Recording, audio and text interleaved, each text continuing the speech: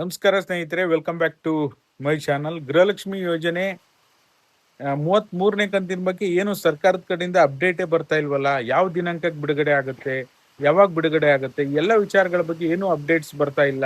ಅದರ ಜೊತೆಯಲ್ಲಿ ಕಳೆದ ವರ್ಷ ಏನು ಫೆಬ್ರವರಿ ಮಾರ್ಚಿನ ಎರಡು ಕಂತುಗಳು 5,000 ಕೋಟಿ ಹಣ ಬಿಡುಗಡೆ ಯಾವಾಗ ಮಾಡ್ತೀವಿ ಅಂತ ಹೇಳಿ ಎಲ್ಲೂ ಕೂಡ ಅಪ್ಡೇಟ್ ಬರ್ತಾ ಇಲ್ಲ. ಇದಕ್ಕೆ ಪ್ರಮುಖ ಕಾರಣ ಏನು? ಅದರಲ್ಲೂ ಸಹ ನಿನ್ನೆ ಮಾಜಿ ಸಚಿವೆ ಲಕ್ಷ್ಮಿ ಹೆಬ್ಬಾಳ್ಕರ್ ಮೇಡಮ್ ಸಹ ಇದ್ರ ಬಗ್ಗೆ ಅಪ್ಡೇಟ್ ಅನ್ನ ಕೊಟ್ಟಿದ್ದಾರೆ. ಏನಾಗಿದೆ ಎಲ್ಲವನ್ನ ಕೂಡ ಈ ವಿಡಿಯೋದಲ್ಲಿ ತಿಳಿಸ್ಕೊಡ್ತೀನಿ. ದಯವಿಟ್ಟು ಯಾರೆಲ್ಲ ವಿಡಿಯೋ ನೋಡ್ತಾ ಇದ್ದೀರಾ ಪೂರ್ತಿ ವಿಡಿಯೋನ ವೀಕ್ಷಣೆ ಮಾಡಿ.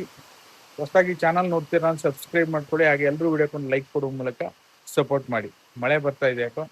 ಮೊದಲನೇದಾಗಿ ಹೇಳಬೇಕು ಅಂದ್ರೆ, ಯಾವುದೇ ಕಂತು ಬಿಡುಗಡೆ ಹಂತಕ್ಕೆ ಬಂದಾಗ ಆಗಿರ್ಬೋದು, ಅದಕ್ಕಿಂತ ಮೊದಲೇ ಆಗಿರ್ಬೋದು, ಎಷ್ಟು ಕಂತುಗಳು ಬಿಡುಗಡೆ ಆಗಿದೆ, ಯಾವ ಕಂತು ಈಗ ಬಿಡುಗಡೆ ಹಂತಕ್ಕೆ ಬಂದಿದೆ, ಇನ್ನು ಯಾವ ಕಂತು ಬಿಡುಗಡೆ ಮಾಡ್ತೀವಿ, ಯಾವಾಗ ಬಿಡುಗಡೆ ಮಾಡ್ತೀವಿ, ಎಲ್ಲ ವಿಚಾರಗಳ ಬಗ್ಗೆ ಲಕ್ಷ್ಮಿ ಹೆಬ್ಬಾಳ್ಕರ್ ಮೇಡಮ್ ಬಂದು ಒಂದು ಮಾಹಿತಿ ಕೊಡ್ತಾ ಇದ್ರು. ಓಕೆನಾ? ಈಗ 28ನೇ ಕಂತು ಈಗ ಆಲ್ರೆಡಿ ಪ್ರೋಸೆಸ್ ಆಗಿದೆ, ಇಲ್ಲ ಅಥವಾ 29ನೇ ಕಂತು, 30ನೇ ಕಂತು ಈಗ ಆಲ್ರೆಡಿ ನಾನು ಬಿಡುಗಡೆ ಮಾಡೋದಕ್ಕೆ ಹೇಳಿದ್ದೀನಿ. ಈ ವಾರದಲ್ಲಿ ನಿಮಗೆ ಹಣ ಬಿಡುಗಡೆ ಆಗುತ್ತೆ.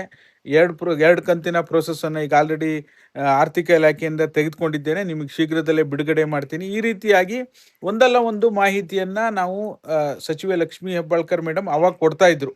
ಇವಾಗೇನು ಮಾಜಿ ಸಚಿವರಾಗಿದ್ದಾರೆ ಅವಾಗ ಕೊಡ್ತಾ ಇದ್ರು. ಬಟ್ ಆದ್ರೆ ಇವಾಗ ಯಾವುದೇ ರೀತಿ ಹಣ ಬಿಡುಗಡೆ ಬಗ್ಗೆ ಸರ್ಕಾರದ ಕಡೆಯಿಂದ ಸ್ಪಷ್ಟನೆ ಬರ್ತಾ ಇಲ್ಲ. ಅದಕ್ಕೆ ಪ್ರಮುಖವಾದ ಕಾರಣ ಏನಪ್ಪಾ ಅಂದ್ರೆ, ಈಗ ಗೃಹಲಕ್ಷ್ಮಿ ಯೋಜನೆ ಏನಿದೆ ಅದು ಈಗ ಮಹಿಳಾ ಮತ್ತು ಮಕ್ಕಳ ಅಭಿವೃದ್ಧಿ ಇಲಾಖೆಗೆ ಸೇರಿರೋದ್ರಿಂದ ಇನ್ನು ಮಹಿಳಾ ಮತ್ತು ಮಕ್ಕಳ ಅಭಿವೃದ್ಧಿ ಇಲಾಖೆಯನ್ನ ಯಾರಿಗೂ ಕೂಡ ವಹಿಸಿಲ್ಲ. ಆ ಸಚಿವ ಸ್ಥಾನವನ್ನ ಯಾರಿಗೂ ಕೊಟ್ಟಿಲ್ಲ.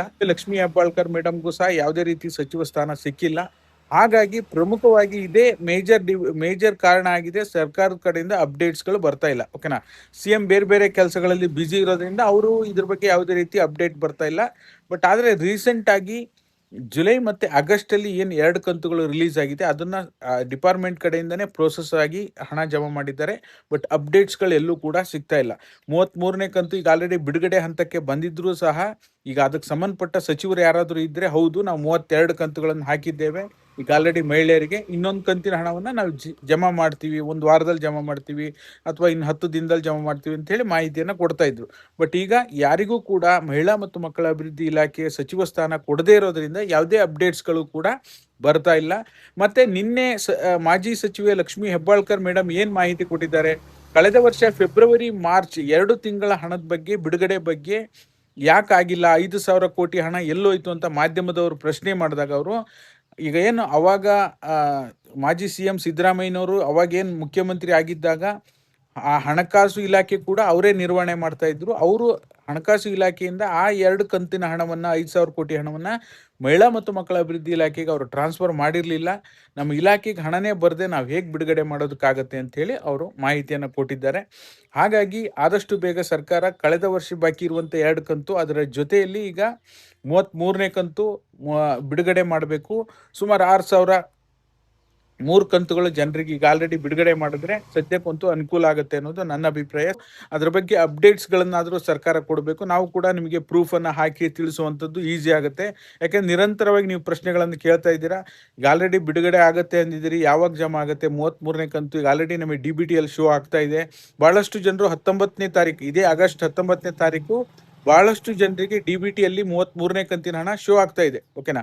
ಬಟ್ ಆದ್ರೆ ಹಣ ಇನ್ನೂ ಕೂಡ ಬಿಡುಗಡೆ ಶುರುವಾಗಿಲ್ಲ. ಸೋಷಿಯಲ್ ಮೀಡಿಯಾದಲ್ಲಿ ಊಹಾಪೋಹಗಳು ಹರಿದಾಡ್ತಾ ಇದೆ, ಬಟ್ ಹಣ ಬಿಡುಗಡೆ ಆಗಿಲ್ಲ. ಓಕೆನಾ? ಹಾಗೇನಾದ್ರೂ ನಿಮಗೆ ಜಮಾ ಆಗಿದ್ರೆ ನಮ್ಮ ಇನ್ಸ್ಟಾಗ್ರಾಮ್, ಫೇಸ್ಬುಕ್ ಅಥವಾ ಟೆಲಿಗ್ರಾಮ್ನಲ್ಲಿ ಯಾವುದ್ರಲ್ಲಾದ್ರೂ ನೀವು ಪ್ರೂಫನ್ನು ಫಾರ್ವರ್ಡ್ ಮಾಡ್ಬೋದು. ಇದಾಗಿತ್ತು ಈ ಕ್ಷಣದ ಮಾಹಿತಿ. ಯಾಕೆ ಡಿಲೇ ಆಗ್ತಾ ಇದೆ, ಇದನ್ನ ಆದಷ್ಟು ಬೇಗ ಸರ್ಕಾರ ಸರಿಪಡಿಸಬೇಕು ಅನ್ನೋದನ್ನ ಈ ವಿಡಿಯೋ ಮುಖಾಂತರ ನಾನು ರಿಕ್ವೆಸ್ಟ್ ಮಾಡ್ತಾ ಇದ್ದೀನಿ. ಇದಾಗಿತ್ತು ಈ ಕ್ಷಣದ ಮಾಹಿತಿ. ಯಾರೆಲ್ಲ ವಿಡಿಯೋ ನೋಡಿ ಸಪೋರ್ಟ್ ಮಾಡಿದ್ದೀರಾ ನಿಮ್ಮೆಲ್ಲರಿಗೂ ಸಹ ತುಂಬ ಧನ್ಯವಾದಗಳು. Thank you all. Thank you so much for watching.